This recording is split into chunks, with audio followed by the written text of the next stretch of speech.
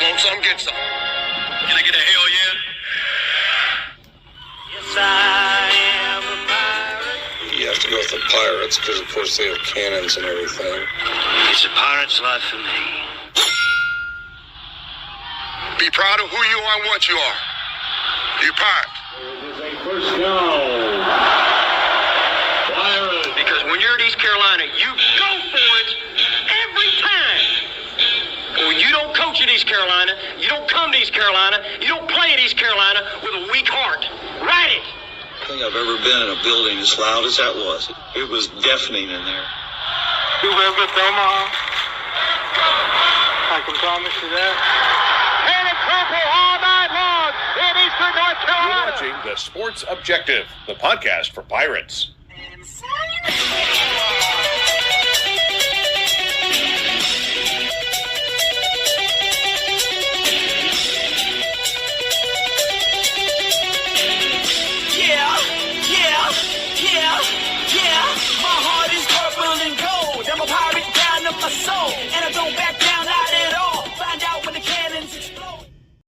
All right, welcome in to Extra Innings here on a rainy Sunday night in Williamston, North Carolina. I don't know about other places, but welcome in, Mr. Alan Vick. How are you, sir? AV. I'm good, David. How are you?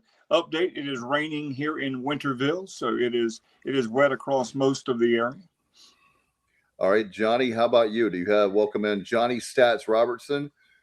Hey, fellas. Well, I'm pretty close to Allen, I think. I'm Greenville, technically, but I'm pretty close to Winterville. What is the line, anyhow? That confuses me. Is it Regency? Is it Fire Tower? I'm not sure. It's where I'm at is considered Winterville, and you go up, a half mile up towards the boulevard, and you're in Greenville. And then you go up further towards, and you're in Ayden, obviously going up 11. Right. There's several little boundary areas. Greenville and Winterville have basically run together now. Yeah, and Winterville's expanding. A lot of the, like Lowe's and all that, the newer stuff. I spend, I think, more time in Winterville than I do in Greenville when it comes to like just going out and running errands and stuff. But yeah, it's raining here. To answer your question, it is raining. All right, so it's a rainy Sunday night. Maybe for some, maybe not for Pirate Nation, but we're not raining as far as our week 4-1. We'll take it. Yesterday's game, we'll talk about no runs. But overall, I counted up, and I don't even have to be Johnny Robertson. I believe it was 60 runs for the week. And you have 14, I believe, for the opponents. So pitching still doing very, very well. Proud about that. And guys, you have to play who's on your schedule. But I felt like it was a 4-1. We would have liked to have the sweep, but we did beat Penn today on a walk-off, and we'll talk about that 8-7. But overall, very happy with this week, and you can always do better. But this team, I think, is going to be okay. I really do. Yeah, I agree. You want to be 5-0, obviously, but 4-1's fine. I think we found out too that even though Penn's record is not great, they're a very scrappy, competitive baseball team. Josh Thomas says halfway down Fire Tower till you get to Evans, Johnny. He's talking about Winterville. That's like the Winterville boundary. Yeah, I guess so. All right, I'm going to differ from y'all. I'm not happy with 4-1. I mean, it beats 3-2, which we were perilously close to being 3-2. But I just don't think. I mean, losing to Penn. And anything other than, like some sort of IQ contest or something. I just don't think that it should have happened. And I'm not blaming anybody. I mean, we had our chances. We'll talk about game 2. We'll talk about that. I don't want to go out of order, but I really wanted 5-0. And especially the way we started, we continued what we did at Coastal on Sunday. And I mean, the Tuesday and Wednesday games were just not even, competitive. And then the first game against Penn showed the same thing. And then you know what happens when you get too comfortable? Then reality checks in. And that's what happened with me anyhow. I was like really, really high on Pirate baseball, and I still am. But I was just thinking, okay, it's going to be the same thing these last 2 games. And Penn's just, we talked about it before. Pitching is everything. They have two good pitchers, and their Saturday guy was lights out, and our Saturday guy was lights out. They were able to get a run in. We weren't. That was the difference. But, we had our chances to win that game. So I just would, I wish we could have gone 5-0, but it is what it is. We've got to move on. Oh, and let's see here. Let's go here. John White said the 2 runners on in game 2 with no outs and not scoring, gut punch. And today was very close to a loss. And we also had a runner on third base in the 3rd, 4th, and 7th inning and couldn't get him home. And I mean, just any of those, would have been huge, but we just couldn't do it. Not for lack of trying or effort. It's just we couldn't do it. Johnny, do you know what our runners in scoring positions percentages off the top or even before this weekend? I'm not sure. Rephrase that question. What do you mean? All right. So like the runners in scoring position, do we have? Oh yeah, Dave. No, I don't know exactly what that is. Okay. That's something you remember last year. I just want to bring up a point. Last year was last year, I know, but that's something, if you remember, we had problems with we had plenty of guys on base, but we couldn't get them home, and runners in scoring position, a lot of them. And finally, in the latter part of the season and then the tournament, we put things together. We did better, obviously, then. We held our own, but we couldn't beat Coastal. Just curious to see, is it with that runners in scoring position thing, how do you get that guy? How do you get the guys around, Well, I think one thing we should probably stop doing. Well, John White's listening, so he can add his opinion as an ex-pitcher. But Grady Linehan, if you remember his first at bat, they asked him to bunt runners over into scoring position, and he popped it out and killed the rally. And it's not Grady's fault. He was trying. It was his first at bat. But man, he did it again there. And, when the game was on the line, he popped it out in the 9th inning there when we had runners on first and second, nobody out. So I would say one of the ways to get these runners home is either let Grady, I think is what John would say, is let Grady try a drag bunt. But as far as just bunting, that's not his thing, man. We said that he didn't have any weaknesses. Maybe that's one of them. He's not the world's best bunter, but with a drag bunt, you can kind of overcome those deficiencies and still get the job done. Let me ask you guys something, because I know there's some people that we call it small ball, but in baseball, as far as bunting, I think Johnny, you're right. I think there's an art to it, but also to me, Linehan, he actually is one of those guys that can knock it out of the park. So I'm not saying that he doesn't want to help his team or anything like that, and maybe he doesn't know how to bunt. But to me, if he doesn't feel comfortable doing it, then let him be who he is. Yeah, I think they would have let him swing away if he wasn't 0 for 8 for the weekend. That's true. The only time he got on base was when he got hit by a pitch, and he ended up scoring. But he ended up 0 for 9 because he fouled out on that bunt attempt. So Grady's in a funk right now. I mean, that was our guy. He's the RBI leader, but he was just killing it. And, I don't know. The pitchers are either there's a book out on him or he's just in a little mini slump. But I'm sure he'll get on track again. No doubt. And obviously with it's one good thing, too, I think, is, guys, we still have, 4 games of a homestand left with Elon. We'll talk about that later in the show. And obviously with UAB, I always want to say that the Trailblazers. I don't know why I want to call them the Trailblazers. Anyway, the Blazers, wrong sport, wrong level. But the Blazers over UAB coming up. So I think it's nice to have you still got the homestand going. You've won. I know that I agree with you, Johnny, as a whole, as far as we want that sweep really bad. We're going to have to 12-8-1. There's going to be 30 some games left if it's 56 games. So you, like Kyle said, we got to put, if there was how did I want to say it?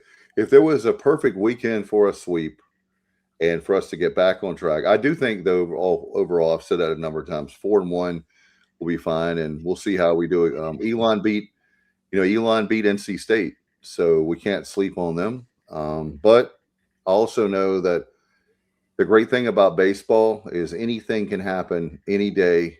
You roll out there and on the diamond, anything can happen. So it's more of a parity, I think, in baseball and college baseball, this particular thing, than a lot of your other college sports. Yeah, that's a great point. And that's the point I was going to make. How many times do you see in the major leagues the division leader plays the cellar dweller for 3 games or whatever, and the cellar dweller takes a game? The 1-0 game is just baseball. Our bats have been hot. We've been hitting the ball great. And Saturday went the other way. And to me, that's just baseball. It's the ebb and flow of baseball. Even though it was a tough day today, we responded, we won the game. If you look at what we're doing overall over the last couple of weeks, this team is playing really, really good baseball. And a lot of things have come around that were not working early in the year. And I fully expect it. If we had lost today, and again, I think Penn, obviously Penn's not a great baseball team, not really even a good baseball team, but they're a competitive baseball team. I think they proved that against Texas A&M. They proved that against us. So it's baseball. We what are we? We've won 6 out of 7, something like that. And I don't know. Certainly you want to win them all, but that's just not the way things work. So overall, I'm satisfied. Talking about Linehan bunting, by the way, John White says in that situation he has to bunt. Any batter would have to bunt there. That is where you bunt. He struggles with squaring around about better at a drag style bunt. I mean, that's the thing, is that I think also it may be in a situation. We talked about Alex Boucher and all that last year. Baseball, as I've heard all my life, is a game of failure. And, look at all the big name guys we've seen over the years watching on the super stations over, decades or whatever. I know I miss those so much. But how many guys you were able to watch that all of a sudden they had a summer slump and you're like, what in the world? Like, this guy looks like he's never played baseball before, hit a ball before. And then all of a sudden something happens and they click. And then Grady's going through this right now. We talked about, you remember Johnny and Allen? We talked about Colby Wallace. Colby Wallace had a time when what the heck is going on or whatever. There's always, in other words, there's always a guy. It's a team game. We're not going to expect every single guy to be on fire every single day. That's just not reasonable. No. That's what we want to happen. I'm not saying that making excuses, but yeah, just like today, it's raining right now. I'm not a fan of rain, but hey, it's raining. So how do we deal with that adversity? It was the 9th inning, so we could have substituted for him and put in somebody else, but we didn't have that option really. We got some injury issues that we'll talk about. Plus, I mean, Cliff was using everybody he could to try to win that game, and that bench was very, very, very short. So, he didn't have all options available. And, like John said, you do have to bunt in that situation. It's just, I hate to see him being asked to do that, knowing that that's not his, strength. But yeah, Kenny says, not a perfect week, but got one? We will continue to get better. Our, recent newlywed a few months ago, the alum of when he was here with us, our good friend Brendan Shapiro says, I think this team has a ton of potential, but man, we got to find a way to be more consistent. If we played the best we could most games, I have no doubts this team could host a regional. No question, Brendan. And one of these days we'll be able to, maybe in May, we'll know more about that. Not a perfect week, not too bad. We will get better every game. Hope the pitcher is okay. He's talking about Colby Welber, who got hurt today. And you guys know any more about that injury? Yeah, I'm afraid that we've probably seen the last of him for the year. I don't want to, Dave, I do not want to, I'd like to retract that statement because I have no idea. I was told initially it was a blister, but the way he was looking at his forearm and shaking his hand, I think maybe there's some nerve issues, which would mean that there's some arm structure issues that would make him miss the rest of the season probably. Where he would redshirt. He can still redshirt, I believe. Yeah, if you looked at his body language leaving the field, that was not a blister. And again, I don't know anything. I'm not a physician, but you noticed how emotional he got walking off the field. Hopefully, I mean, again, we hope for the best. We don't know, and we don't need to speculate. We just hope for the best. But it didn't look good. Let's just say that. Yeah, and without him, Dave, it really. I mean, Jenkins is going to most likely have to move into the Sunday starter, and that just kills our bullpen. And not to mention the fact that Nick Moran was a potential starter, and he's just giving up home runs like nobody's business his a few times out there. And he was so dominant before that. I mean, he looked unhittable. So hopefully he gets back to where he was with that. And I thought that the rest of the pitchers all did some good things this weekend. No doubt we'll tell you our TSO player of the game and pitcher of the game. We'll have that coming up in a little while. So you guys I know you guys have more brain cells than I'll ever hope to have. So we'll put you to the test, both of you, on who the player of the game, or player of the week, I should say, and the pitcher of the week. And we'll be talking about that. I think I know the pitcher of the week more than I do the player of the week, but we'll get to that. And I've been thinking about that today. So we'll just try to, we'll figure that out in a little while. Let's, do you guys want to recap the 3 games? And obviously we'd already talked about the midweek games, and there was a lot to talk about because there were, like you said, Johnny, that 24 on Wednesday and 11 on Tuesday. The Tuesday game, of course, home with Old Dominion, and Wednesday on the road. And I swear it was funny to see that 24-3 score. It looked like 1970s Pat Dye football where you have William and Mary against East Carolina. But anyway. Hey, good turnout by Pirate fans for that game. It was a 2 to maybe 3 to 1 representation. More purple and gold than, I guess, they're green and gold. Yeah. We definitely took over that facility, which was an interesting place to watch a game. I mean, I liked it, but I wouldn't want that to be my home field. That's for sure. John White says the positive, if Weber is out, is you have Sean Jenkins who will fill the third starter. Absolutely. I think this is a situation. I told you guys at the beginning of the season, and it sounds so repetitive and cliche, but injuries are like one of the worst things that it's a thing that I hate the most about sports. But this particular case with our pitching, thankfully, the one positive you can look at, if you want to put a spin on things, is thankfully we are deep enough that if, let's say, hypothetically, I'm glad both of you said that. We're not going to speculate. If it's something that's not as serious as it looked, then hey, then maybe you get him back. But John White says emotion told the story. Exactly, Alan. And I think we'll see what we can, it's one of those things where we'll just hope and pray, for the best. There's a lot of players that when they go out or whatever, but in this situation with baseball, guys, we talk about this in football, basketball, and baseball. It's the next man up.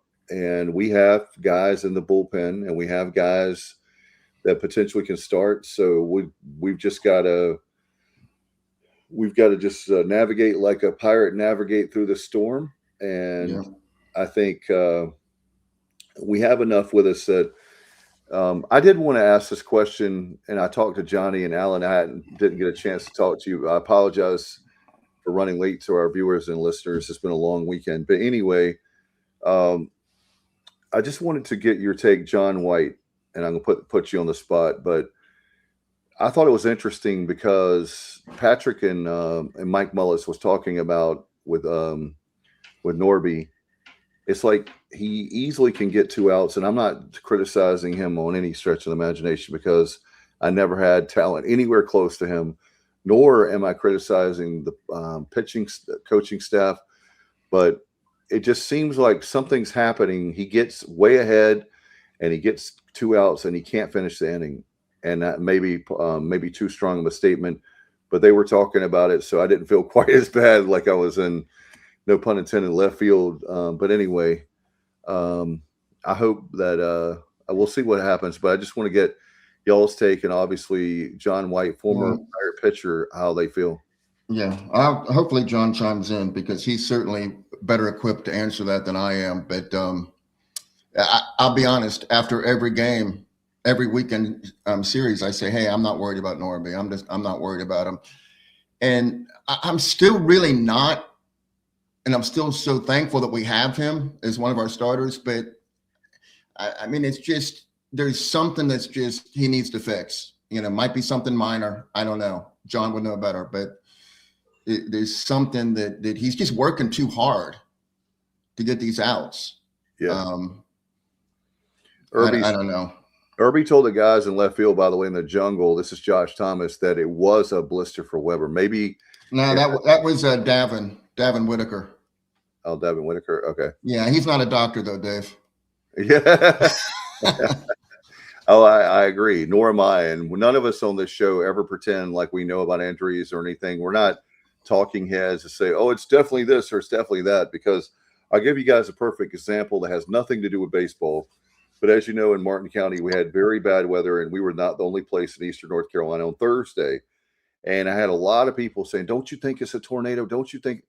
Well, as of yesterday or today, they don't, none of the weather folks, the experts, have officially said it's a tornado. It might have been tornado-like conditions, but I was careful not to put on Facebook or talk to anyone and say, I kept saying, and I still do, I have not heard it being a tornado, right? So the same thing with this, we have to be abundantly cautious to say that it's something major or say it's minor when it could be either one and we don't know. Yeah, and, I got some more injury news. Okay, so just to wrap up Williamsburg, because I was at that game, and I will say that Chance Hall, first base hit as a Pirate, happened. Blade Carver, if it wasn't for just a ridiculous catch by the left fielder for William and Mary, Blade Carver would have had his first hit as a Pirate, and Parker Bird got a base hit. That was awesome. So it was all really cool to see. And then I went to grab a drink, and there's only one bathroom at that stadium.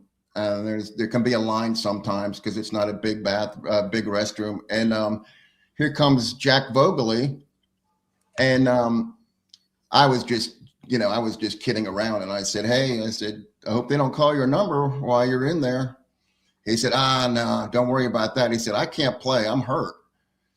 But he didn't really look hurt. But today I saw a player in the dugout with a walking boot and crutches, and I asked Davin Whitaker who it was, and he said, "That's Vogie." So Jack's out for a while too. Well, yeah, it's we're in obviously a tough situation, but anyway, here's let's see. John White responds with, he has yet to find his groove. We're talking about Norby, and I, just like I said, I don't want to be sounding like that guy that's a hot take and I'm crushing Norby when he's very good as a pitcher. It's just something not quite there for me. But he said he's yet to find his groove and not throwing his off speed as good as in the past. The 4 walks was something you never see. And he said our good friend Bubba Rosenbaum had a video I saw where something that caught my attention.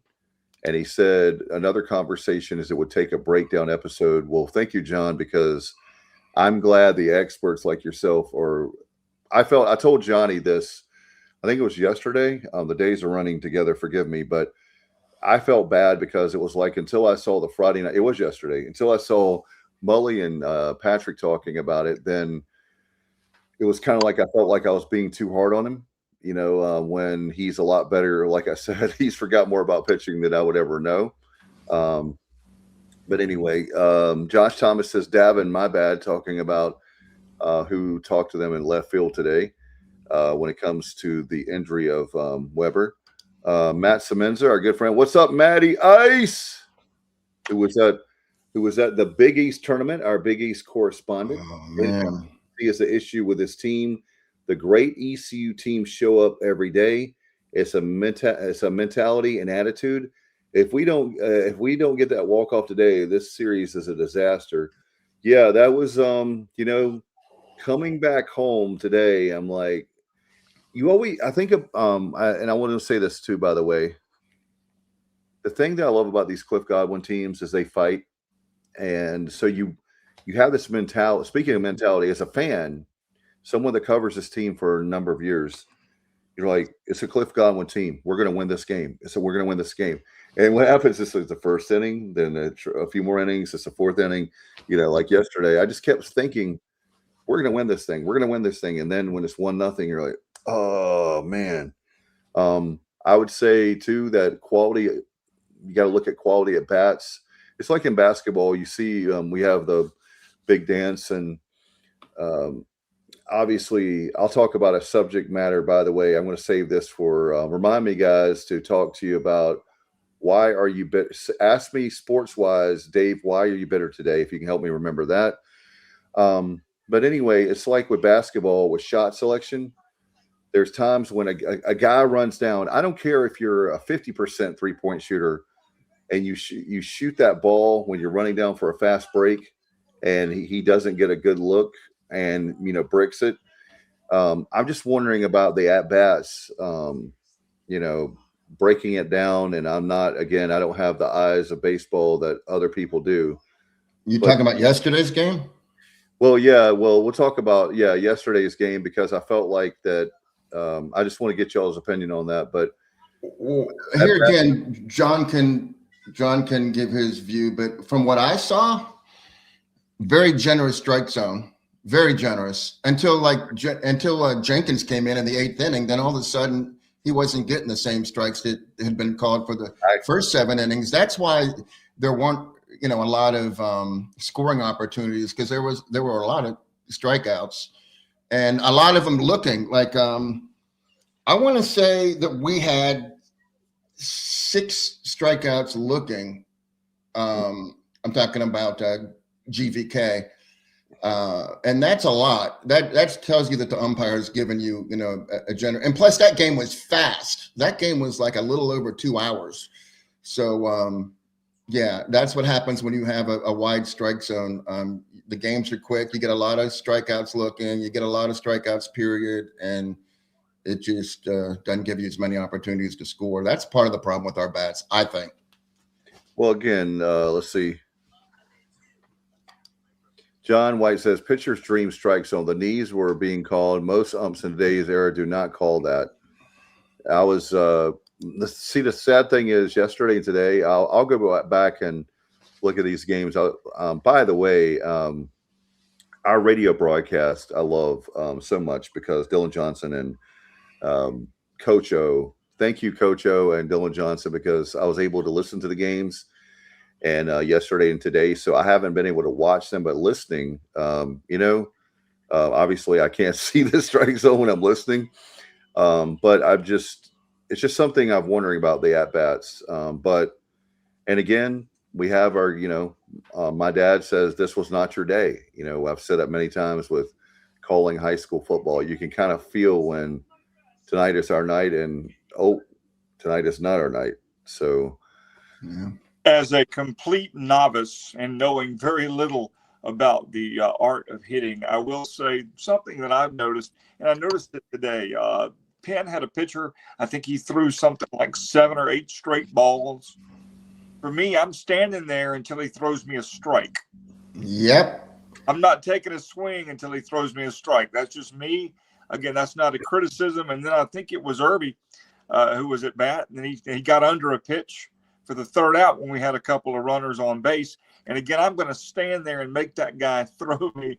He was struggling. A strike or something. If he throws me something that I can jack out of the park, fine. But it's going to have to be something I know that I can hit out with no problem. And that's my only thing that I see. I think sometimes they might be a little bit too aggressive when the opposing pitcher is having trouble with his, accuracy and control. Yeah. That's just good point. Good point. I don't know, what from Shiola about, but that's just my observation. Sometimes I think we need to take more pitches. But that's the one thing that's what's, a lot of fans felt like last year we took too many pitches. And anyway, Josh said today we had to beat two teams, the Umps and Penn. Hey, Josh, what do you think about the crowd? I was not impressed today at all, or yesterday, the whole weekend. I don't know what happened. Is there some type of, I don't know what's going on, but man, the weather wasn't bad really.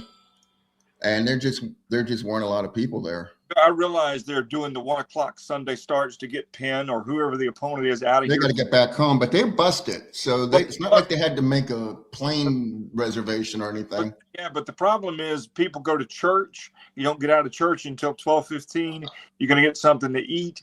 And so a 1 o'clock start is very tough for people who go to church and have to get situated with kids and meals and all to make a 1 o'clock ball game. I would like. Good point, Alan, and I respect that very much. I'd like to see the Sunday games moved into around a 2 o'clock start, if possible, if it's possible to do that.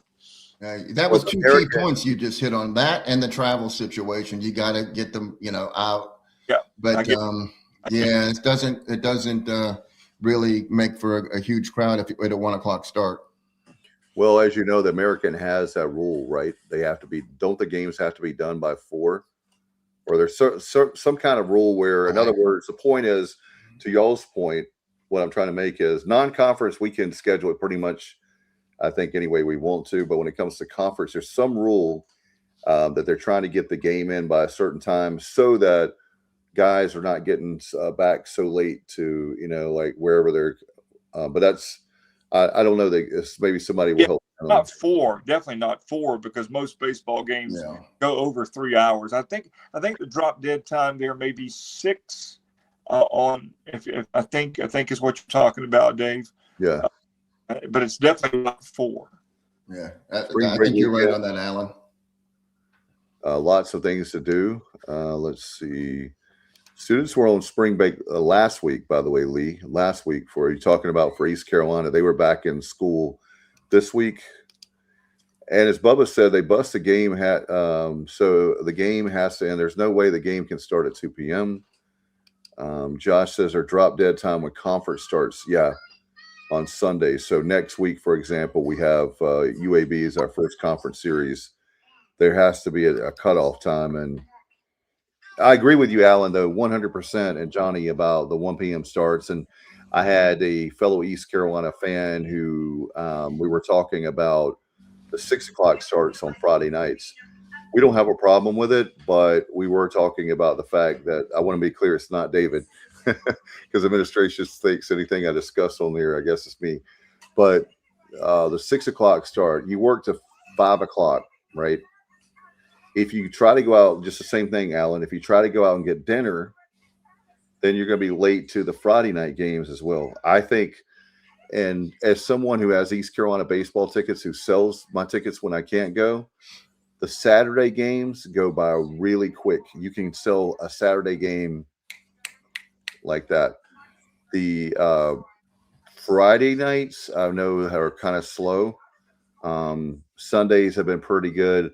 And actually, the midweek games go by faster a lot of times. But anyway, I know a lot of it is dictated by the conference. So I'm not criticizing, it would be the same thing if we were there, like if we were with the administration. Some of it we have wiggle room on, and some of it we don't. So, by the way, Dave, I was just going to, I started with the injury information, but I never really got to finish on it. Oh, I'm sorry. I thought you were done. No. It's all good. We went to a different direction that was compelling, and it was, it was interesting. So we'll just return real quick. I'll wrap it up. I'll be brief. So, we lost before the season even started. We lost Braxton Trammell. Yeah. I think he was, I think he was supposed to be part of that corner outfield group, especially left field. Yeah. And then Alex Peltier was also supposed to be part of that. And Alex is really one of the better defenders and has a lot of speed. So Alex is going to have to redshirt. He can maybe play a few more games, Cliff said, as a pinch runner. Can't swing the bat. And then he's going to have to redshirt. And then the worst news ever today. I mean, Jack Herring is definitely Jack, as he's known in the jungle. He's definitely a fan favorite, and with good reason. I mean, he is a Pirate, and he made a diving attempt at a catch, and he jarred his shoulder. And I just hope that, that's a situation. I have no idea the severity of it. Maybe he'll be playing next game. I don't know. Or maybe he's out for a while. I don't know that either. But let's really hope that Jack gets back in a timely manner, because all of a sudden that outfield will be extremely thin. I believe Cliff said in the postgame interview that it was dislocated, but a lot of times with a young person and a dislocated shoulder, you can pop it back in, and hopefully that's the case with Herring. It's just a minor dislocation. You could pop it back in and roll on. That's what we can hope for. Right. John White said, okay, let me clarify this for everyone. This time is not to accommodate the fans on Sunday. It's about the team's travel. Penn had to bus it back to Pennsylvania. This game was getting close to be called a tie. Yeah, we understand that, John. What we're saying is there's two parts of that. The first part is we're aware that there's a time, for it's about team travel. So we get that. What we're saying is, if you're looking at the situation coming from, we want to see this place rocking, right, as fans and as, the program. And then we would like to see it, later start time. The problem is just like this. Per the AAC, per the American, no inning can start after 4:30 on Sundays. So, again, I'm not critical of Gilbert, because I already knew that that there was nothing we could do about that. So I'm not going to be criticizing something that he has no control over. That's not. We're just talking about best case scenarios if we could do whatever. Yeah. Right. We're just saying that as far as a fan's perspective, that, you were saying, because Johnny had mentioned that, the fan, it didn't look as good today as far as from a fan perspective, but we were talking about the very fact, right, Johnny, that, you have church and you get out of church, it's 12:15, and then you go try to get something to eat. It might be 1:30, 2 o'clock before you can you might be 30 minutes to an hour late, depending on traffic is not too much of an issue in Greenville, but as far as how many people are eating on Sundays, that is an issue. Yeah. Eating out. Well, I agree. I don't have a church in Greenville, so I don't have that issue. But in Virginia, I mean, if I were, I wouldn't miss. I would go to church and then go to the game. Hopefully, I could, get there in a timely manner. But yeah, that I can understand that. I didn't even really think about that. It is Sunday, so yeah. Yeah, and again, it's not, and so I want to be very clear one more time, in case people are halfway listening. I'm not being critical of Gilbert. When it would be the same if Johnny Stats becomes AD, he has to follow by the same rules as everybody else in the American. And I think that's pretty much a standard thing across every league. But anyway, let's definitely move on. We're going to be talking about coming up in just a little while. We'll have, if you're wondering, we've got the pitcher of the week, and we're going to have the player of the week. So stay tuned for that. And we want your input, because you know what? Johnny, myself, Alan, Kyle is still actually, I don't know what he's doing. He's waiting for more money, holding out. So we'll have to just see. No, Kyle's in an Alabama concert. I know. You're supposed to play along. Oh, okay. Well, anyway, maybe you forgot or something. No, I did see that. He's listening to mountain music and all those great songs from Alabama. I'm just joking. I love Kyle to death. He knows that. But anyway, we'll be talking. We'll have our roundtable. And before that, we talked about the pitcher of the week and the player of the week. And we can break down these games. And we'll talk about March Madness. And I guess now, Johnny, you know where I'm talking about being bitter. But let's talk about these games. let's go back on Friday night. Again, we were talking about Norby started. Norbs got the ball at Lewis Field at Clark LeClaire Stadium on Friday night. And if you want to go ahead and Johnny, it's all yours as far as the talking about stats. That's what you do. And I'm going to pitch it to the expert. I mean, it was very entertaining. I'll tell you that. Game was never in doubt. We scored 4 in the bottom of the first, took a 4-0 lead. And then, they did make it 4-3 after 3. But then we had a 9-run fourth, which just, that we knew right then we were going to have a 7-inning game. There was going to be a 10-run rule, the way we were swinging it, and they were their starter had been out at that point. So at that point, we knew it was going to get ugly, and it did. 17-3 final. We had 16 hits. They had 2. I'm sorry, they had 7. We had 16, and it was pretty much everybody contributed. I think we had 5 players. We had 5 players with multiple hits. Jack Herring with a grand slam. How about that? Yeah. Braden Burris, huge again. 3 for 4 with a walk. So he was on base 4 out of 5 plate appearances. Scored a couple of runs. Matt Lashley had a really nice game. Everybody, it wasn't just one person. Everybody contributed to that run total. And, we even had people come in off the bench and do their thing. So, Austin Irby, that was his best game of the weekend. He was 3 for 4 with 4 runs, 2 RBIs, home run. Again, Alex Boucher got his start. Got to start at DH, went 2 for 4, 2 runs and an RBI.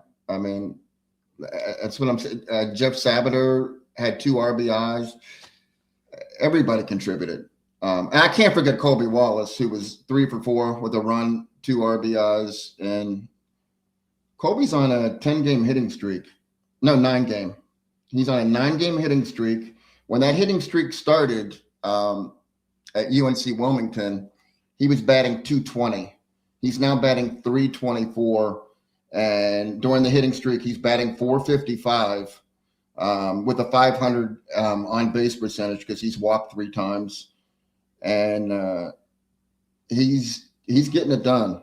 We kept saying Colby's going to hit the switch, and it happened.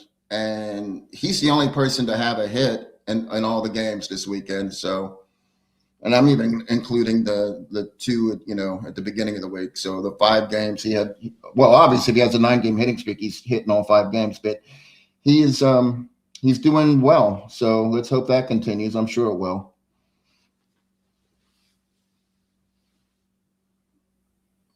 Hello? Yeah, I'm not hearing you, Dave. Sorry, I had it on mute. I apologize, guys. 17 runs, overall we played very well on Friday night. And do you want to move to Saturday now, Johnny, or? Sure, but I can't do that, Dave, until I mention one more factor. Okay, go ahead. I told you Alex Boucher got the start at DH and did very well. He also pitched a full inning. And, he did give up a hit and a couple of walks, but he got a strikeout, didn't give up any runs. So it was a success. And then Joe Webb closed things out with his 2.2 innings. Alex, 1 inning pitch. He said he wanted to pitch. I don't know if y'all remember him saying, I want to pitch. And he got his chance. And, I don't think he's going to be a member of the bullpen, but he did okay. Didn't give up any runs, got a strikeout. So that was pretty cool. Is Dave muted again? I think so. Dave, nice. What in the world? Anyway, we're talking Pirate Baseball extra innings here on the Sports Objective. If you're just joining us for the first time, we do this every Sunday night at 8 o'clock. We'll have to, by the way, guys, remind me another crazy week as far as this week is concerned when it comes to our on deck show. So we have UAB coming up. So we'll have to take a look at that when we can make that happen. So we'll talk about that. Remind me off the air. But anyway, the Friday night game, well, we had one at that point was set 4 straight. Going into Friday night, we won that one. And then Saturday. Yeah, we had won Coastal. And then, we won Old Dominion, William and Mary, game 1 against Penn, 4 in a row. I think Dave's frozen. Am I frozen? No, I hear you fine now, Dave. I don't know how he does, but I can hear you with no problem. Okay, John. I'm going to put that in my book. John says Alex Boucher has a hammer curveball. I think in pitching terms, that means it's good. Yeah, I think so too. And Josh says Dave must have the WBC on in the background. No, I don't. I would love to be able to watch that as I'm a baseball fan, and they were talking about that on sports radio as I was coming home tonight. Like, what do we have to do with baseball as far as, the WBC? I think you did freeze there, Johnny. Yeah. Yeah, you definitely froze up there, Dave. I don't know if you can still hear us or not. Yeah, I can hear you. Okay, you froze up there for a couple of seconds. Oh, well, okay. I was just saying that the WBC is a great thing for baseball. Yeah, now that, USA, thank goodness, was able to stay in it. They almost got eliminated. And now that we were able to stay in it, hopefully we can continue to win and move forward. Tonight, game, Republic. I got to flip it on and see where we are. But it's probably in the 3rd or 4th inning now, I would guess, at least. No doubt about it. And do that. All right. Sounds good. So, Johnny, do you have any final thoughts on Friday night? We good on that? No, we're good. All right. So, Saturday, just like I said, for me, it's a good feeling to have. It's a winner's attitude when you know that Cliff Godwin is battling those. Obviously, the staff is battling. They're putting our guys in the best possible position they can.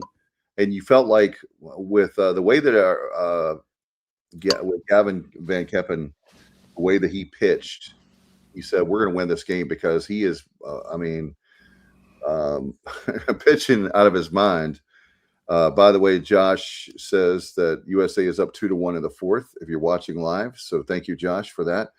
Definitely the Dominican Republic always has a great baseball. That's stating obvious. But this was going to be a great game for sure.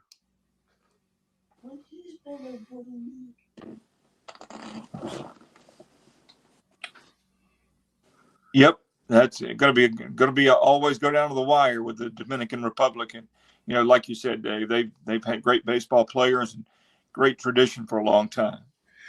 No doubt. Johnny, do you want to talk about with Saturday? What did you see? I told you I saw a very generous strike zone, and I saw 2 pitchers that were in the zone. I mean, Gavin Van Kempen, 6 innings, gave up 4 hits, struck out 14, didn't walk anybody. This is the weird thing. It's really unusual when we don't get walked. Like in other words, like we always draw walks. The last time that we haven't drawn a walk was last season against Tulane. And I think it's 86 games. 86 games. In the last 86 games, we'd only been without being walked 1 time. And that was at Tulane.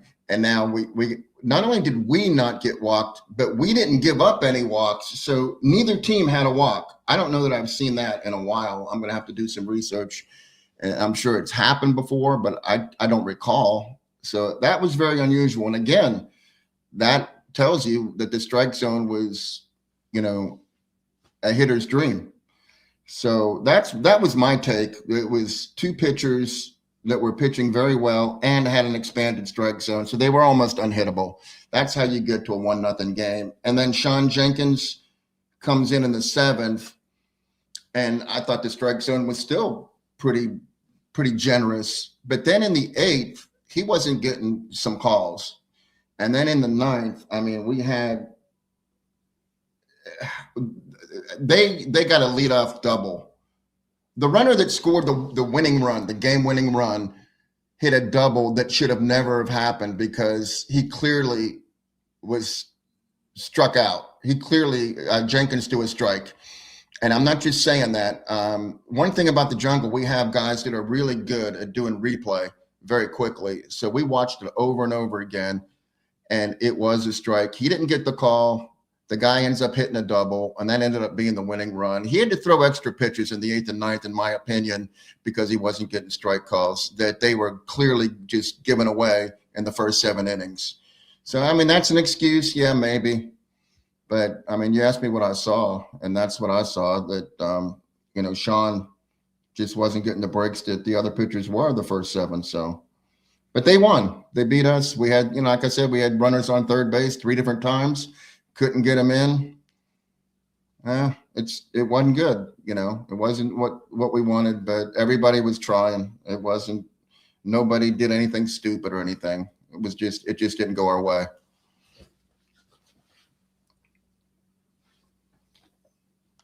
Dave? What do you think about that, Alan? Well, I agree. I just, like I mentioned earlier, just baseball, man. It's a funky game. A bounce here, a bounce there, and I think that's what happened on Saturday. We had been so strong offensively for the 3 or 4 games before that, and we just had one of those. We see those 1-0 games all the time in every league and every facet of the game. It happens, and that's what happened to us on Saturday. We just couldn't push it across for whatever reason. So you'll probably see that. Hopefully not, but you'll probably see that again at some point this season. We'll probably be involved in another 1-0 game, more than likely. Just the way it goes. Yeah, and that's the thing about it, Johnny, is that you have a situation like that where I think you're better. This is just my opinion. I think you're better off flushing the game and moving on versus trying to figure things out, because not every day is sunshine. Like we were talking about earlier, there's going to be rain sometimes, and how we respond to that, we'll talk about today's game in just a minute. And then we have our roundtable still to come if you're just joining us tonight. So make sure you, by the way, like our show. And if you want, we'll take the super chats too. If anybody wants to give to our show, we'll put you first in line when it comes to comments and questions. And I'm sure Alan Vick can answer anything that you want to know about world peace. In there, anything about the Dalai Lama, a lot of stuff. He's a trivia master. So super glue, gum, and the situation in Iran. I can answer any question you may have. All right. John White says hat tip to the pitcher. He was awesome, 90 to 91, but looked quicker to the plate. One of the best games they have seen by opposing pitchers. A shocker, 80 pitches. It was taken out to complete it. Is that the same guy that shut down Texas A&M as well? On Saturday, yeah, the 11-inning game. Yeah, that's what I thought. Yeah. So again, before we wrap up Saturday, can I just tell you what Gavin Van Kempen has done over the last 2 weeks? Please, he's been a delight to watch. Against Coastal Carolina and Pennsylvania, 13 innings pitched, 7 hits. 1 run, 1 earned run, 3 walks, and 25 strikeouts. And he does not have a win to show for it because, unfortunately, the Pirates were shut out at Coastal and they were shut out against Pennsylvania and they only scored 1 run against Coastal. So he's had 1 run of support over those 2 magnificent outings. And it's unfortunate. It's very unfortunate because he deserved to be a winner in both those games, but didn't happen. He's been lights out. I mean, and you see run support. There are some pitchers during the season, for whatever reason, just don't get the run support. It's just hard luck, and that's been But man, tell you what, he has been phenomenal. He has been, about as good as you're going to see. I think. Yeah, I agree. I mean, Gavin Williams wasn't getting any run support with the Cleveland. I hate calling them the Guardians, but that's what they are. The Cleveland Indians, Guardians. He was not getting the run support. And he worked his way through it, but it's tough when you're a pitcher and you're throwing or pitching that well and just not getting anything to show for it. That's tough. But his ERA is that's not affected because it's, he's like you said, he's doing everything right. Extra inning pitcher of the week. Would you go? I mean, you got to go with that. Yeah, you have to. You have to. I agree. That's what I want to do. And let's do. By the way, let's do the player of the week really quick. Who you got, Johnny? I know this is a tough one for me, so I wanted to go ahead and put it out there, and we'll come back to. Yeah, I mean, you can make cases for several guys. My choice is Jack Herring. He's my choice. He had 2 home runs, 6 RBIs. He was 3 for 8. I mean, Braden was 5 for 12 and had 2 runs, 4 RBIs. He had 3 doubles and a triple. And, Lashley had a really good weekend, 5 for 11, 3 runs, a double. But Jack Herring's home runs came at good times and important times. And he was, I think, our MVP of the week. And it's unfortunate that his, shoulder became disjointed or whatever. And hopefully he'll be back. But I would say Jack Herring.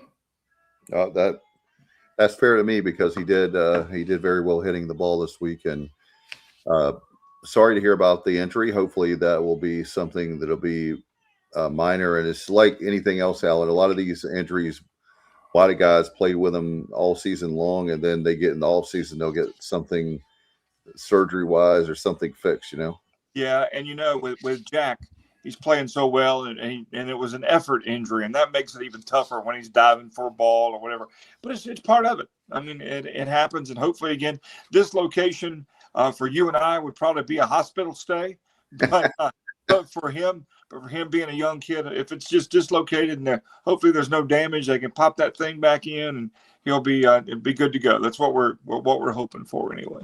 Yeah, and also, I know we're not considering the Tuesday, Wednesday games, but if we were, Jack was 2 for 3 there with 6 walks. I 2 runs, 3 RBIs. I mean, he walked 6 times in 2 games because they were pitching around him.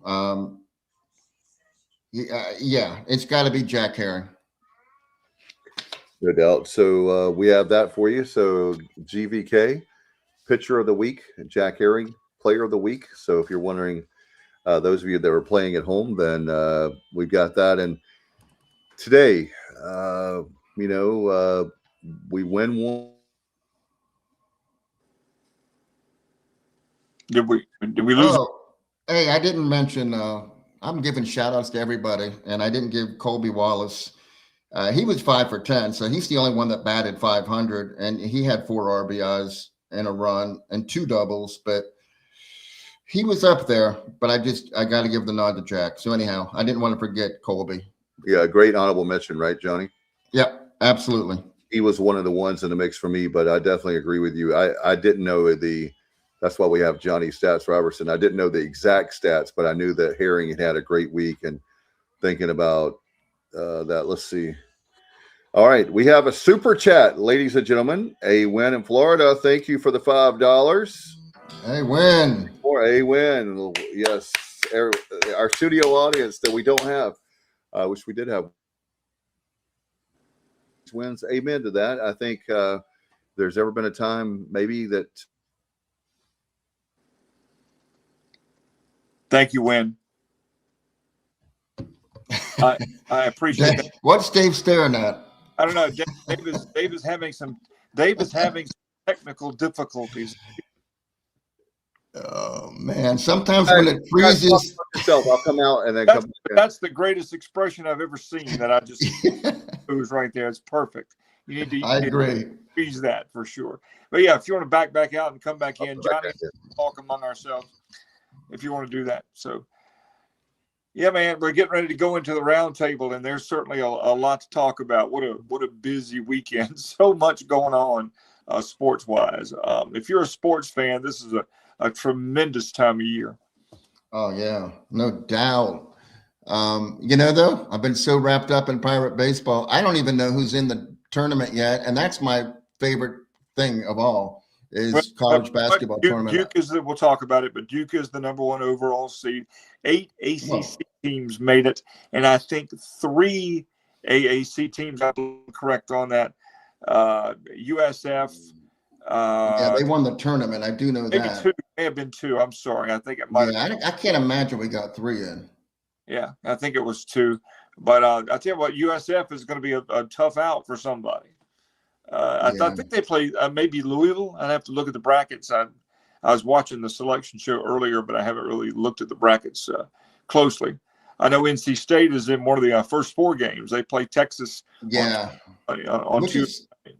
They deserve to be there, but I'm shocked. I thought they would be.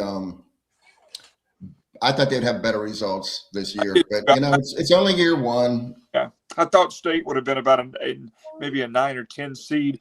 Got to remember, they made the Final 4 run in 24. Oh boy, who can forget that? And then last did not even make the ACC tournament. So Keats got fired. Will Wade came in. So I can't. If you're a State fan, State basketball fan, you can't be too disappointed.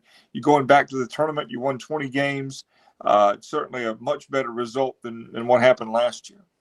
So, guys, ask me why I'm bitter. Why am I having a tough day? Dave, I need to ask you this with all sincerity because I love you and I've known you forever. Let me ask this as gently as I can. Okay. Why, sir, are you having a bad day? Why are you bitter? What's going on? Thank you for serving that up, my friend. You're welcome. I'm very upset because I know that I should get over the fact of this year for our basketball team with ECU, men's basketball. But I'm really upset that we didn't make the conference tournament. And I'm really upset that yet again, I think it's 33 years I've had to wait. And not that I'm the only one. We have a lot of people who were remember 1993 and not even born. So they don't know about 1993 making the big dance. We only have 2. Oh boy, Dave's having a rough night. He really is. He is so disappointed. Dave is so disappointed about not the basketball team not making the conference tournament. It's affecting his service tonight. Can y'all hear me now? Yeah. Yeah. All right. Yeah. I don't know what's going on because it's not on my end. So I can't. It's not happening.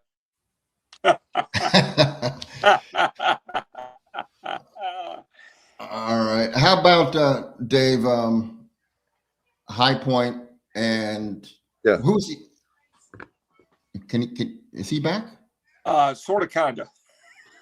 Let me talk amongst yourself. Maybe I don't know what's going on tonight. Johnny, you mentioned High Point. That is a dangerous High Point team, and they can shoot the basketball. I'm going to look up the brackets, but that's going to be a sexy pick. Yeah, I was curious who they were matched up against because I agree with that. Do you know the president of High Point last year? They made the NCAA tournament last year. He chartered a plane for the students to go to the tournament, and he also chartered 3 buses for the students to go to the conference tournament.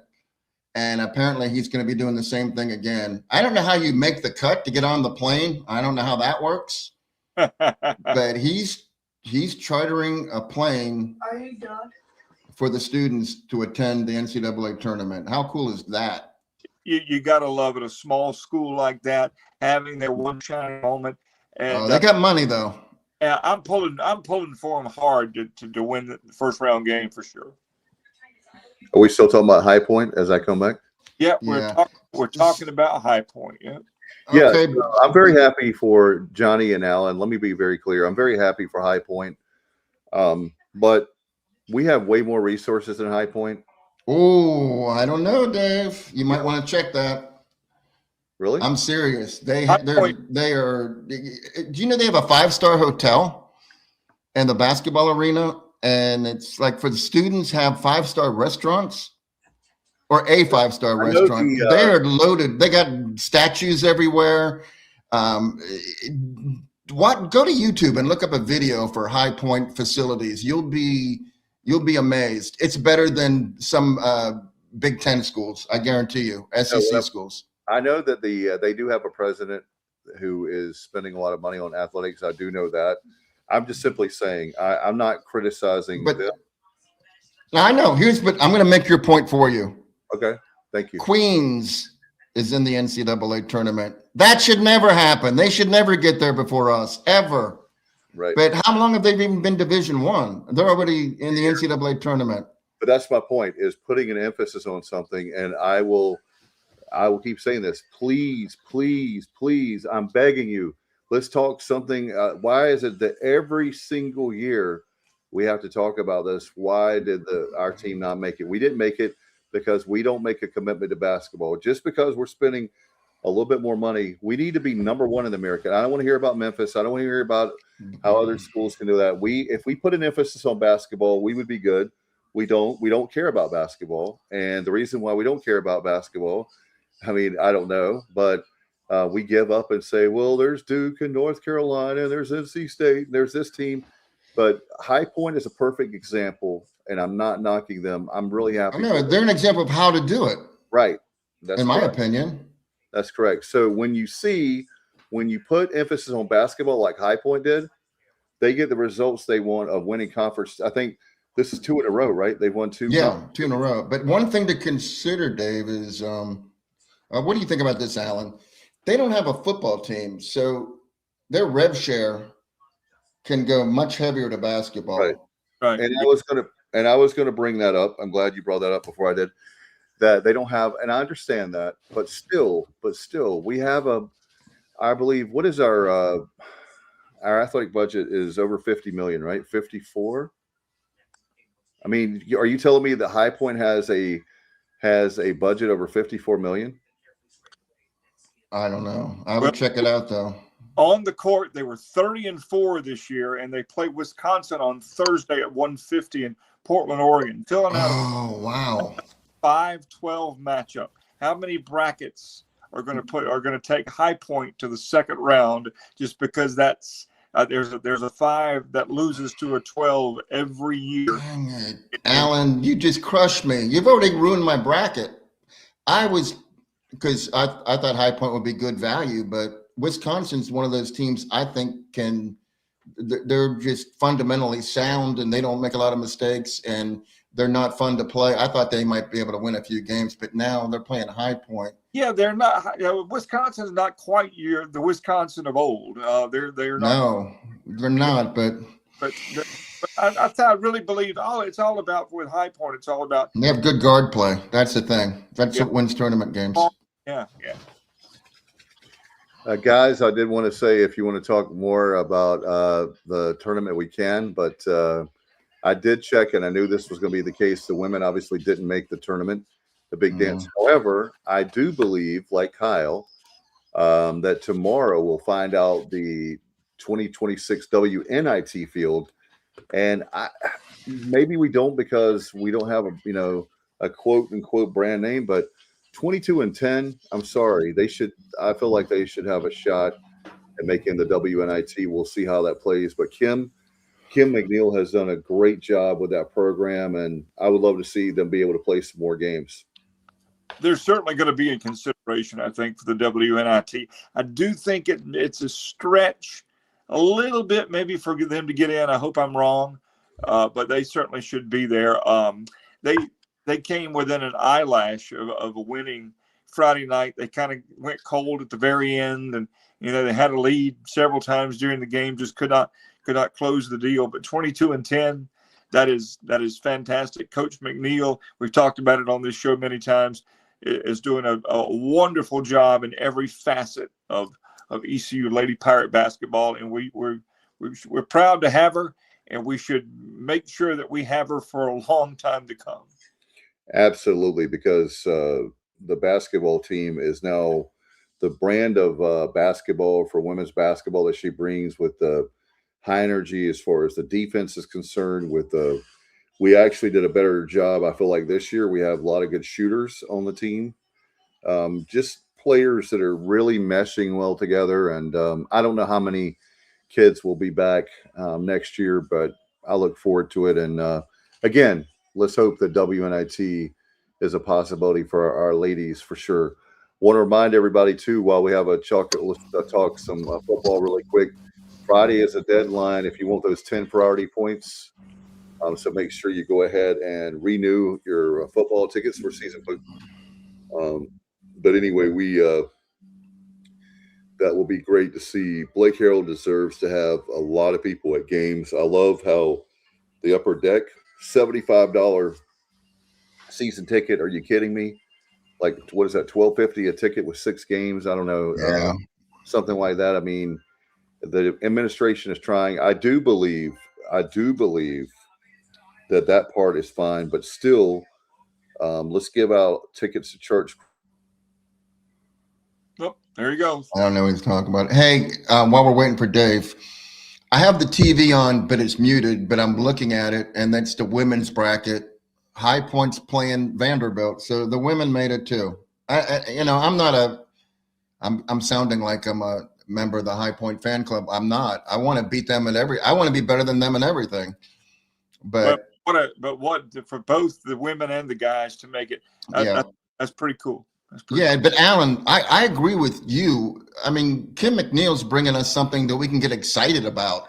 Like, we legitimately have a chance to be nationally prominent. I mean, that's something that we should embrace. And she lost a lot of players last season. Maya went to, where'd she go? I'm not even sure. LSU. Yeah. Okay, LSU. And she didn't let that stop her. So I'm looking forward to next year. I'm going to get more into women's basketball. I've still never been to a game. Still, I tried 3 times this year and never made it. So it's tremendously entertaining, and I'm not just saying that. The women are a brand of basketball that you'll like. And McNeil, she's a great defensive coach as well. They play hard. They hustle. They do all the right things under Kim McNeil. And if you don't do the little things and do the fundamentals, you don't see the court. And that's the way it is with Kim. Yeah. And I like the fact that she sells her program. She's come on our show since she got here in 2019, and we need to make an effort to get her back on. Get her back. We can throw some praise at her. Yeah, because she's a tremendous individual. She's a great coach. And I'll tell you something right now. If you want to say, like, where, how do you know when you have a great coach, when they'll run through a brick wall for you? Kim McNeil is that person, just like Cliff Godwin, just like with Blake Harrell. And I think even with men's basketball, I don't think that Mike Schwartz lost the locker room. I think there are people that were still playing hard for him, even at the last, up to the game. They never quit. Yeah. So nope. We can definitely say that, but please, for the love of God, let's make our basketball program top notch. I don't want to hear the excuses anymore about Memphis. I don't want to hear any. But it's FedEx though. I gave you the numbers.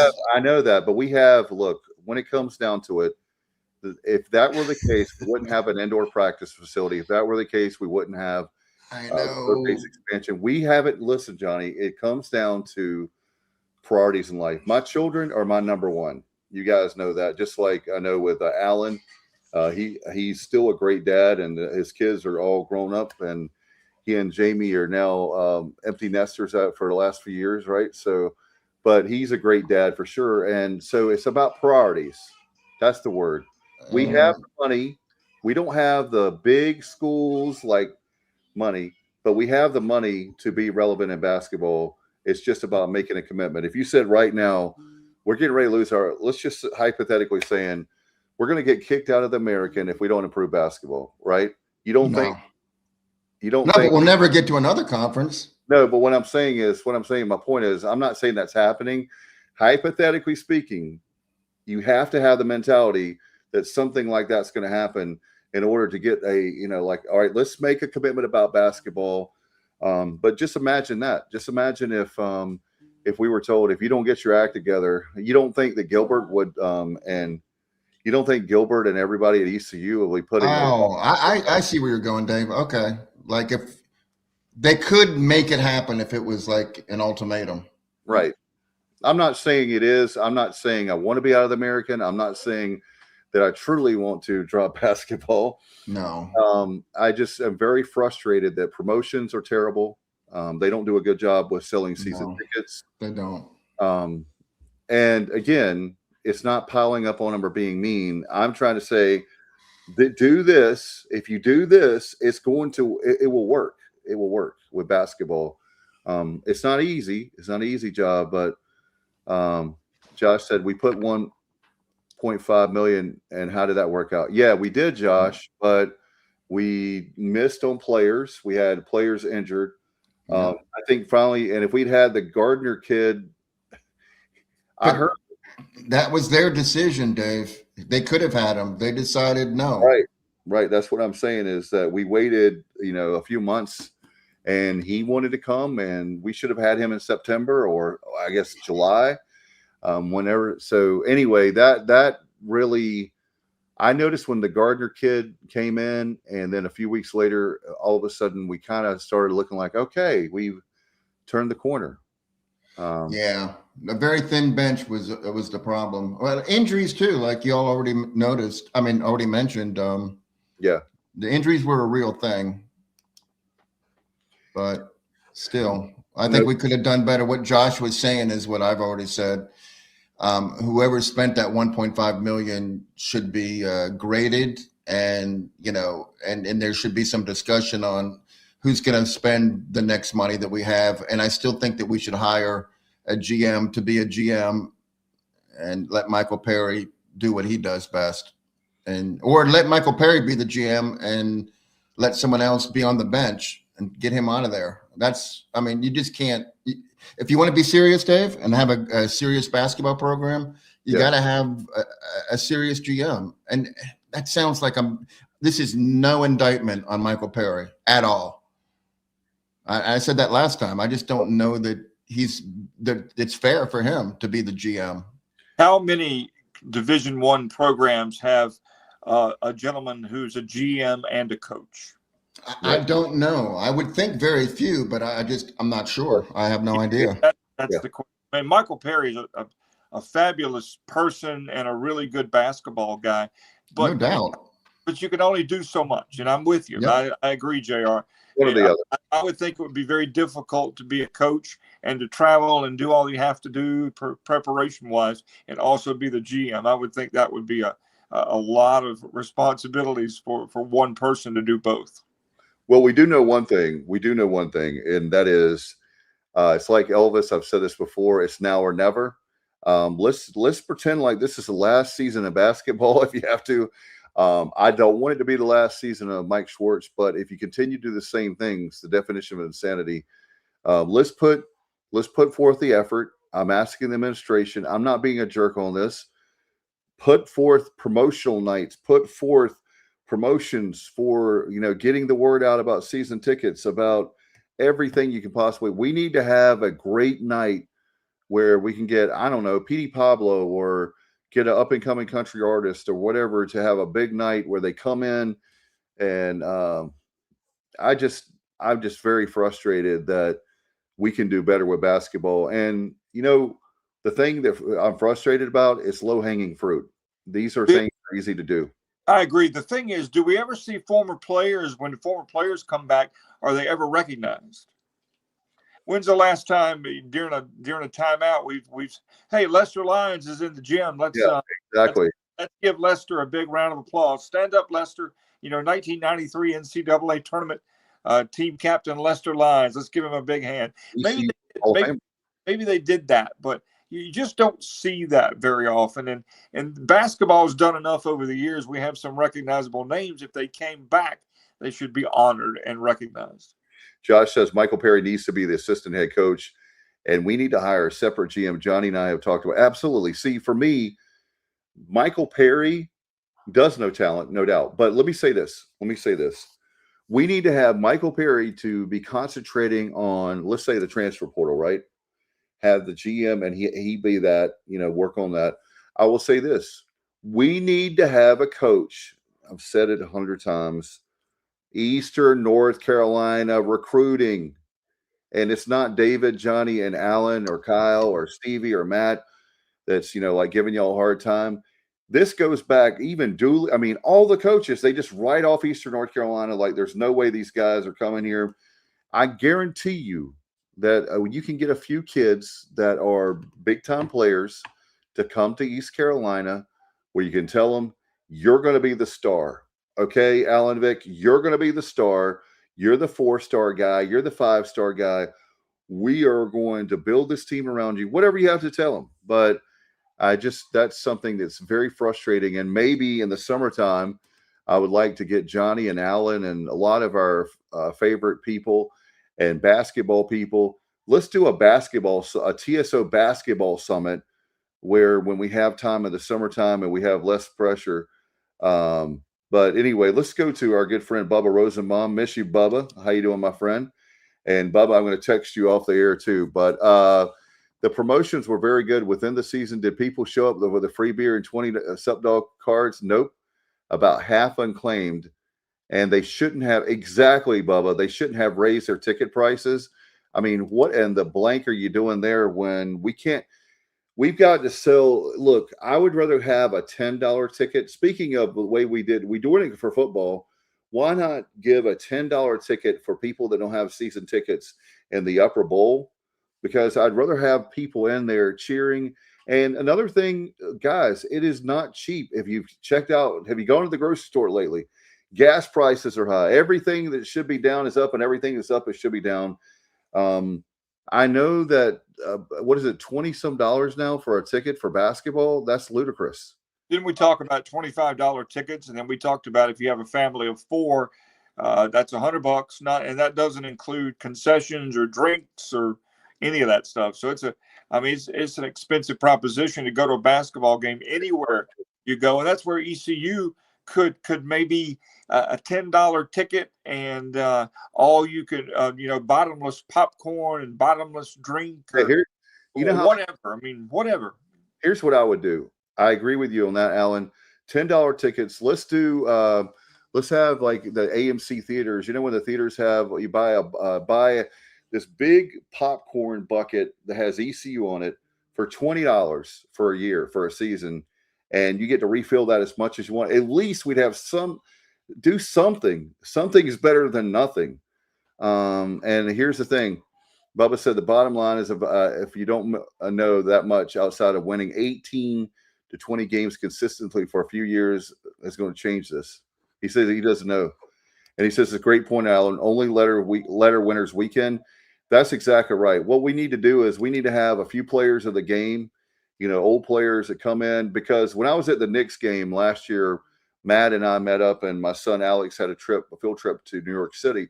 And we're sitting there, and they started naming all Patrick Ewing's here and all the former Knicks that were there. And they had them spread out throughout from Madison Square Garden.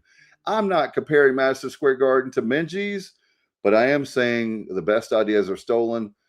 They probably were not the first ones to do it at Madison Square Garden for the Knicks, but it's really cool to put them up on the Jumbotron and have them there, have them, have the video where they, pump up the crowd or something. I don't know, but I do know. We can have a Blue Edwards night or a Garrett Blackwelder night or Art Shelton night or a Lester Lyons, whoever, and just have some of their teammates come back and recognize them, at halftime and during the game, make a big deal out of it. And that to me, is that going to entice, 5,000 more people to come to the game? The only thing that's going to do that is winning. But at least you're giving people another reason that are on the fence about coming to a basketball game, maybe another reason to make the decision to go to a basketball game. And let me give a shout out to Bubba, by the way, because I'm glad that, Bubba, that you are messaging here. You've got people like Bubba Rosenbaum and his mom and dad and everybody that come from a few hours away. If you look at the amount of gas they're spending, they've got to spend food on the road. They spend the tickets to get, get inside. You got to spend money there at the, potentially on the concessions or, Bubba. I love their, the merch, obviously, with the student stores has their little counter there. Then think about it. You're spending a ton of money and let's face it, probably to watch your team lose. And that might be a bad. Well, I'm just saying, it's a lot of. Look, let me tell you this. I knew how Bubba felt when I took a train ride all the way to New York. I spent a lot of money to see my Pirates not play well against the Army, the Black Knights, and holding my arms into my ribs on a commuter train to get to the northern part. And then I had to take a Uber to West Point, Uber from West Point back to that train, then ride 2 hours holding my arms into and I spent a ton of money on hotels, the Amtrak, the whole 9 yards, October of last year. Yeah. The bottom line here is, guys, this coming year is huge for a lot of reasons, for the trajectory of ECU basketball going forward, into 2027, 28, 29, and beyond. Some good things have got to happen this year, or some changes are going to be made, and that's something we're going to need to support Mike Schwartz 10,000%, do everything we can, and hopefully we'll be talking about success this time next year. But next year is a pivotal year for ECU basketball going forward. Are we talking about getting talent on the court or butts in the seats? Which would you rather have? Well, one will make the other one happen. Right. So basically, here's the thing, Josh, I will tell you, this is like minor league baseball, where you have like these gimmicks, anything you can do. There's this thing right now where it's crazy. I don't know how it started, but you guys, I love Three's Company growing up. They have this thing now where they have women dressed as Miss Roper from Three's Company. I don't know where. And so they go like these bar crawls or different things. Well, why not have a Miss Roper night and have a whole bunch of students or a whole bunch of people dress up as Miss Roper with that house coat on and that big afro wig, things like that, that are gimmicky, but yet they're fun. Yeah, I love that stuff, Dave. I don't know why, Miss Roper, why that started, but I see it from different places, like bars and different places have, singles groups and different things get together and have, the Eastern North Carolina singles group did back November, maybe it was back in the fall last year, where they'd have Miss Roper night and they went from different place to place. But maybe in the world, why in the world are we not doing stuff like that?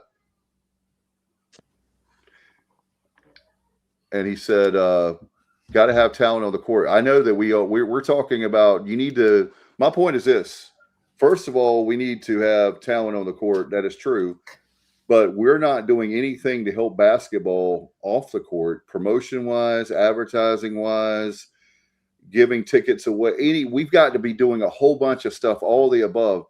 And you would think that place set 25,000, but you get in there when Alan can tell you, Johnny, I wish you were with us when, by the way, congratulations to Kinston.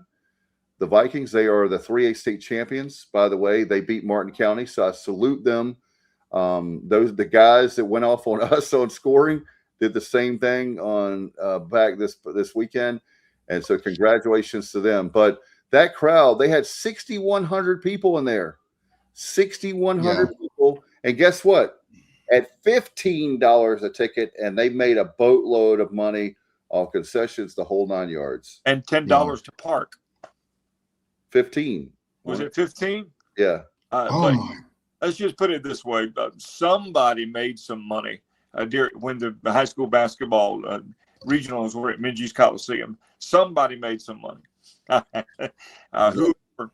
Somebody made some money. Well, my point is that I know that, everybody can say it's high school basketball, the regional finals, but that place was loud, and they didn't do it. And look, and the fact of the matter is, we can still create that same energy. Yeah, I agree. The Memphis game, when we beat Memphis, when Suggs hit that, basket to win it, that was one of the best sporting experiences I've had. I mean, it was crazy. Everybody hugging each other, rushing the court. It was an awesome experience. It shows you what we could have. And guys, we've got breaking news, not good breaking news. The women did not make the WNIT. I just double checked on that, and that's ridiculous. 22-10. I think we have a coach that's building a program.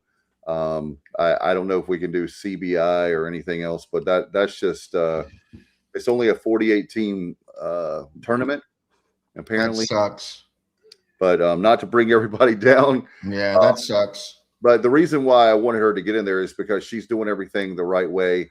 And I think that she's done a really good job with bringing in shooters. I mean, Johnny, off the air, myself, Bubba, others, we were talking about, we just don't have people that can shoot. Well, this year, I said, hey, I got to tip my hat because they worked their tails off and got people in here that could shoot by the basketball.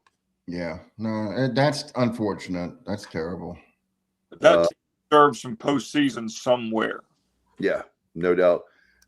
He says, I hear you, Dave, but butts in the seats doesn't win games. I understand that. I'm just saying. My thing is right now, here's what I'm saying, Josh. You and I are agreeing on that. What I'm saying is we've got to have some kind of game. We've got to do everything that we can to get people in the seats. And Bubba says, I'd love to know our numbers at concessions.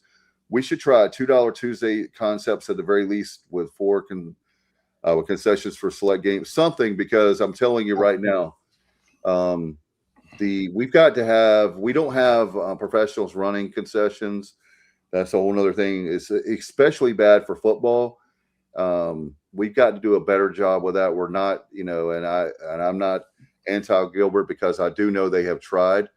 But it sounds mean to say, but I'll say it anyway.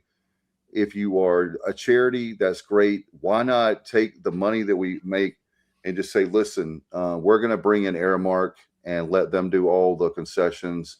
And we will give, certain charities that have been doing it for years, we'll give them a donation. But I'm telling you, when you have East Carolina football winning and you have to stand there and there's some people that, I'm not kidding, Alan can tell you, there's some people that have missed a quarter of football because they've had to stand in a long line. Yeah, I've been there before, Dave, and I bail. I just refuse. It's not, I don't need anything that bad that I'm going to miss it.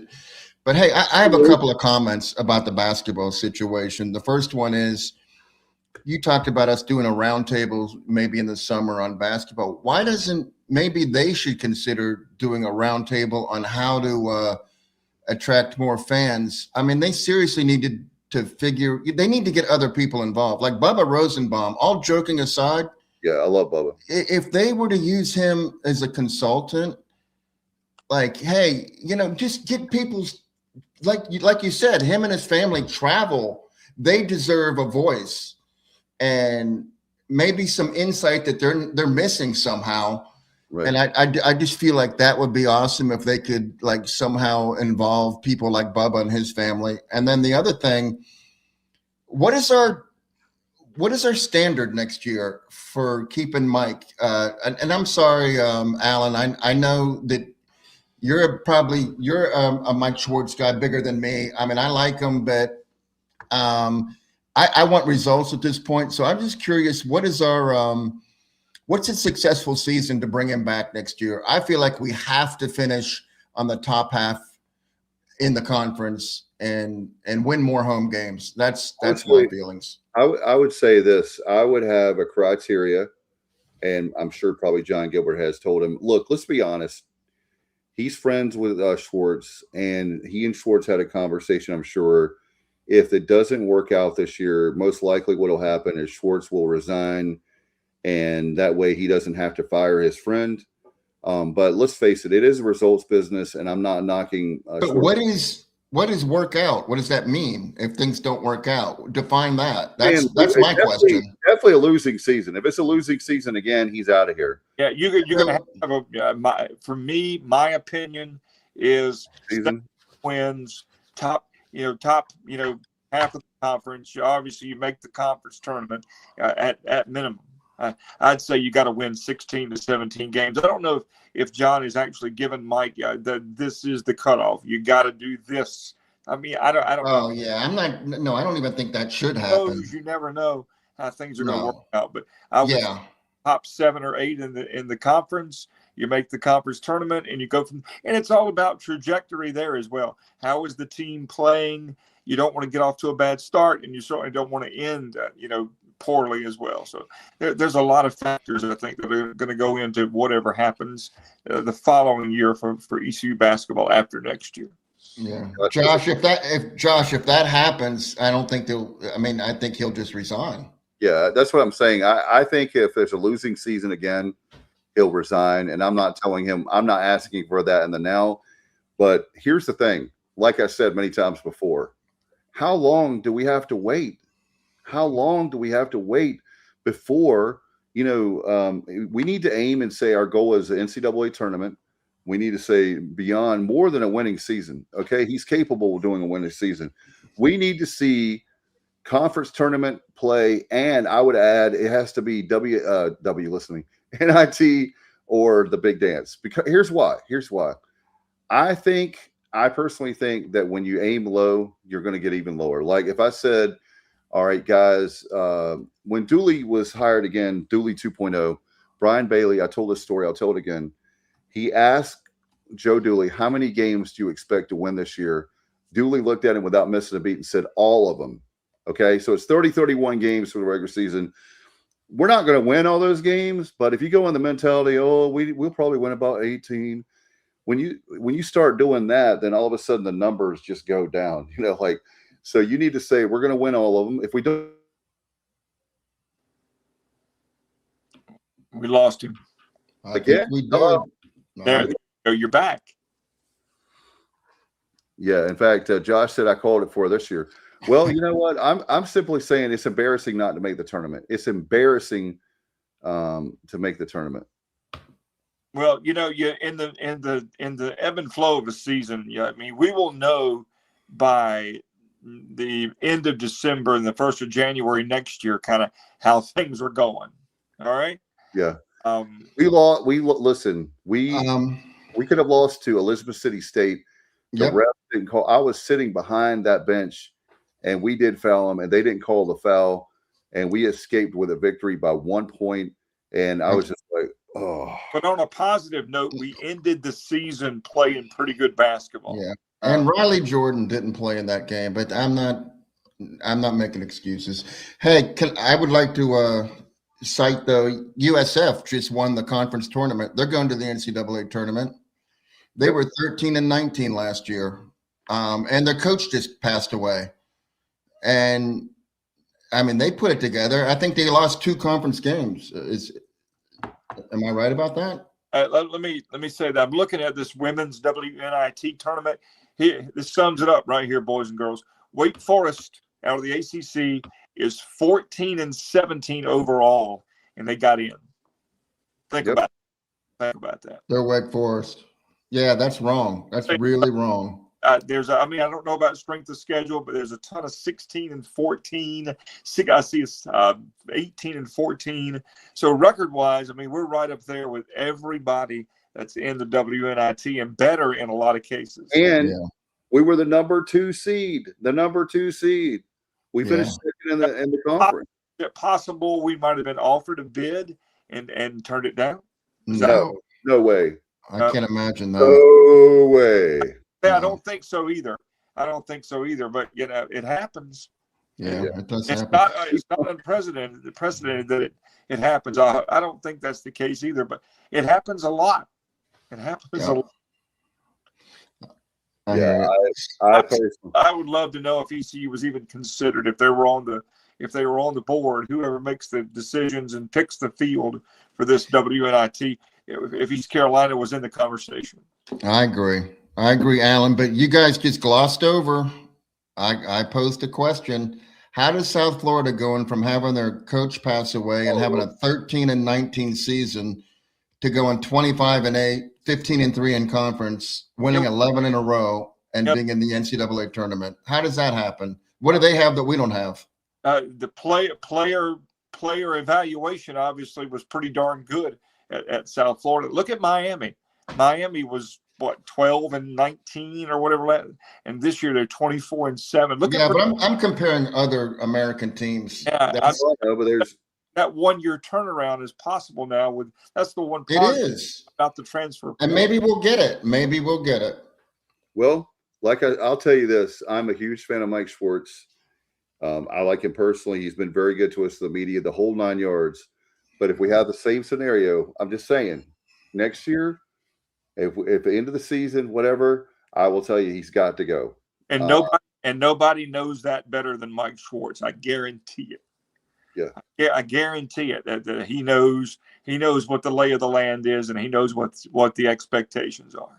So I would be drinking lots of coffee. I would be working my tail off because, like I said, and that's the thing. Please spend money on basketball. I've said it a lot. Please spend money on basketball, and that goes with the revenue sharing. That goes with spending money on anything basketball related.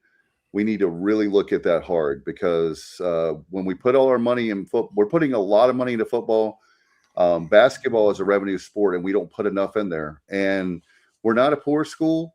I don't want to hear that. We've raised a lot of. You hear about we've raised a lot of money for the Pirate Club, and we have. So if we've done that, that translates to people care. People love our school. We have the best fan base out there. Again, not being patronizing, I really believe that. And they want a winning basketball program. There's nobody out there saying I don't want basketball to win. Who would say that? And this fan base, if Olympic sports, whatever, they pull hard for whoever it is. And we know that football is what stirs the drink, but basketball is number two. And we need it to. Basketball needs to be at the level of being that where it's a revenue generating sport and not losing money. I mean, that's without. I mean, it was. Look, you look at it. Thursday night for the Tulsa game, it was pitiful, right? Pitiful. And then the next night we're there. Alan and I are there calling the game. And if it wasn't for the fact Alan was close to me and I had headphones on, I would have been able to hear what he was saying. Yep. Well, Guy, I think we've covered all the bases that we could possibly cover with basketball. I wish nothing but the best for everybody involved. And I want to see somebody that's a high up in the administration get behind a podium and beat on that podium and say, damn it, we're gonna find a way to get better and be a winner in basketball. If it's the last thing I do, that you want to see that kind of enthusiasm. And that's what I'm hoping for from everybody involved. Maybe some kind of dinner in the summertime or something where we can have former players there. And speaking of Bubba Rosenbaum, Bubba has, I think, 200 or 300 names of former basketball players. Not to call you out, Bubba, but call on him to get basketball players, call on former players. Yeah. TJ Long is a great example of a guy that we need to have on the show again. I thought about him last week. That we need to have back on. But he's a guy that helped put together what they did this year. What would be wrong with an alumni game before a game? Have former Pirate players come back that are able and want to play and physically can play, and let's do an alumni game. That would be cool. I would be there. I'd watch that. Be there. Yeah, there's all kinds of things and again, when we're talking about football, wouldn't you rather have if you have low numbers on a game, tell a church groups, civic groups, boys and girls club? Again, there's a lot of seats up in the upper bowl that are empty every game. If you have people there, those people buy stuff. More than likely, they'll buy drinks, they'll buy merchandise. It looks better on television. That Thursday night Tulsa game, I was so upset because I'm looking around. I'm like, it's almost like a practice or a scrimmage, But anyway, I don't want to keep you guys on. I know that it's after. But hey, but remember, I did mention Davidson has a $50 ticket plan where you can buy a ticket for $50. You're not guaranteed a seat. If they sell out, you're out of luck. But Davidson doesn't sell out, so you can go and you can just sit in the best available seat possible. Obviously, if someone comes and it's their seat, you got to go. But I don't think they're charging enough. They should charge like $100 for that ticket. But still, you can buy a ticket that gets you in and then by. you can sit in the best available seat. And hey, for us, that would be courtside. You could sit courtside because those people don't show up half the time. You just see bags of, you see popcorn boxes never touched all along, and that's terrible too. We got to figure out something about that. Although I don't know what you can do. They're paying for the tickets. As we sit here right now today, gentlemen, a lot of basketball seasons have ended for a lot of really good basketball players that could possibly come play for the purple and gold. Now Bring them on. Now is the time you start hitting that portal hard, and the future is now. I'll say this really quick. I'll wrap it up and wrap up the show. I'm going to make Alan, Vic, and Johnny, I'm going to make you in charge of basketball, and I'm going to charge, what are you doing to make basketball better? And then we'll get out of here. I am putting you on the spot, Johnny, but I'm letting Alan go first so that you have a little bit more time to think. Obviously, no, there's two things. Number one, you got to have better talent evaluation. You got to bring guys in that can shoot. You got to bring better guard play in. And second, we talked about it ad nauseum. You got to have better promotions and better reasons to bring people. But it all comes down to talent on the court. It's about the Jimmies and Joes, that old saying. You got to hit that portal hard. And again, you could find a kid or two locally. If you hit there, that's great as well. But you got to get some better talent on the court. You can't just have one guy, leading your team and scoring every game. You got to have more balance, better guard play, and better shooters. Johnny. I hire Bubba Rosenbaum to get things straight. That's what I do. Hey, I would. Or maybe Johnny Gardner could be his assistant because nobody good. knows hoops better than Johnny Gardner. I can tell you that. Yeah, he is. He's tremendous, and maybe we can get him on basketball. Oh, that would be awesome. I would love to have Johnny Gardner. Come on, brother. You're welcome anytime. And who was it that asked? Oh, Justin Butts. What's up, Justin? Whatever happened to the Fan Engagement Council? That is a great question. We need that because like Bubba, for example, there are people that bleed purple and gold, and I'm not saying anybody's better than a Pirate or any of that kind of stuff, but Bubba's a perfect example, and he's probably like mad at us right now for like giving him a lot of attention. But I know Bubba extremely well, and I know how much he and his parents spend on. Well, I don't know the dollar amount. I'm just saying I know they spend a lot of money to come to ball games. They know what it's like. He also mentioned Dave Englert, that he and his wife Gail come to like essentially every home game for basketball, and they've done so for 2+ decades from Chesapeake, which is a couple hours away from Greenville, like maybe 2.5. Yeah, we're gonna have to work our tails off, and I hope they'll do that. Please, promotions, please. So the summary is better promotions, better like TLC for basketball. Obviously, talent evaluation is critical too. So, all right, guys, you want to get out of here? It has been fun, gentlemen. Thank you so much again for having me. I always enjoy doing this. It's always a lot of fun.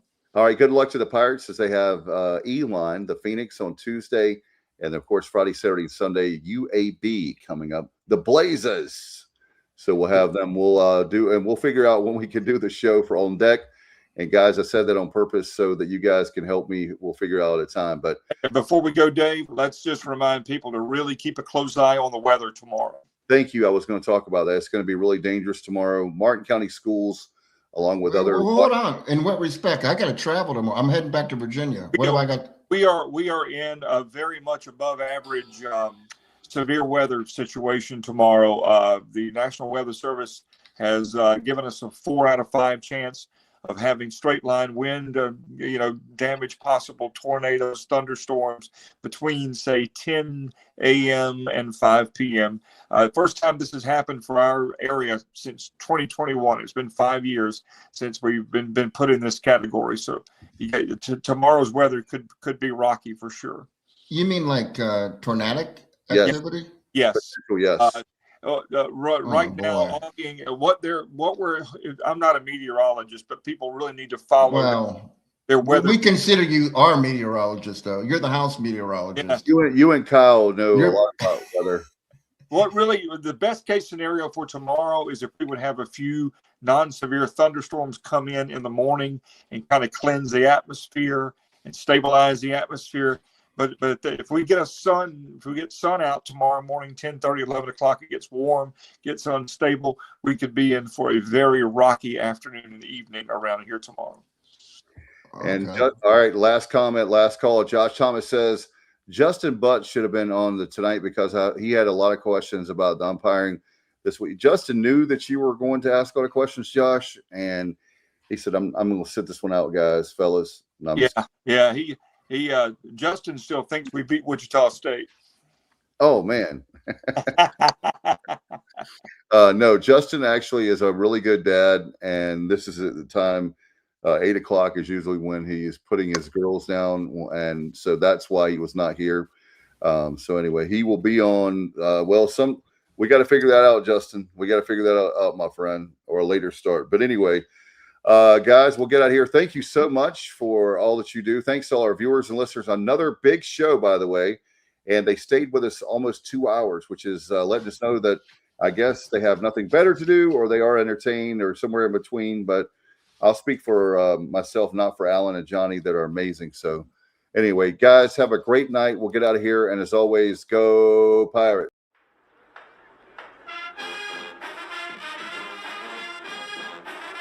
You're watching The Sports Objective, the podcast for Pirates.